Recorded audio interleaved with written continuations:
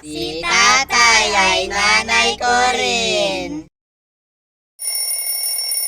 Ika-anim na ng umaga. Naamoy ko na ang niluluto ni tatay.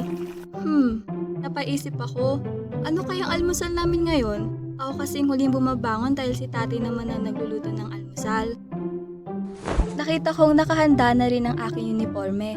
Walang kagusot-gusot na palda at blusa. Napaisip ako, anong oras kaya natulog si tatay kagabi?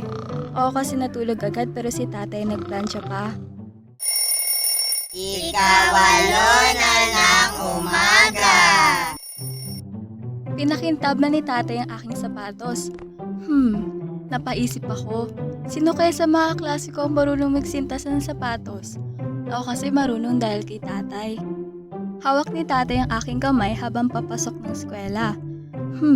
Napaisip ako, sino kaya ang naghahatid sa mga klase ko sa eskwela? Ako kasi si tatay ang naghahatid sa akin araw-araw.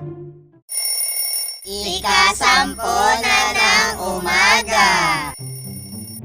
Oras na ng recess. Napaisip ako, ano kaya ang baon ko ngayon?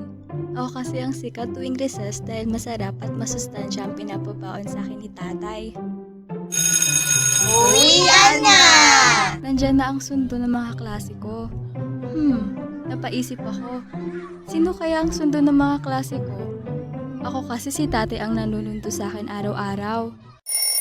Ika-12 na ng tanghali. Oras na ng tanghalian. Napaisip ako, ano kaya ang tanghalian namin ngayon? Ako kasi hindi pa marunong magluto kaya si tatay ang nagluluto at naghahanda ng tanghalian. Ika-2 na ng hapon. Tinitignan ni tatay ang kwaderno ko. Napaisip ako, may picture kaya na star ang mga kaklase ko? Ako kasi, si tatay ang kumukuha at ipapadala sa Facebook. Ika-4 na ng hapon. Pupunta kami sa bakuran ni tatay. Napaisip ako, sino kaya ang kalaro ng mga kaklase ko? Ako kasi si tatay ang kalaro ko ng bola at bisikleta. Ika-6 na ng gabi. Andiyan na si nanay galing sa trabaho.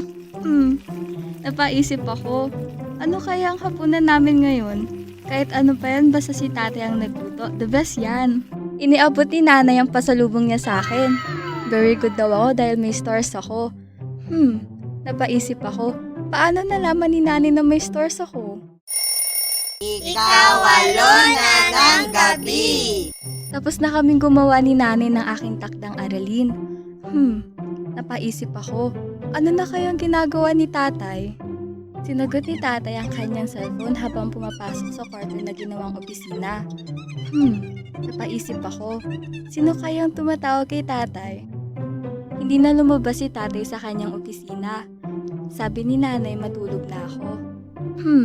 Napaisip ako, ano kayang ginagawa ni tatay?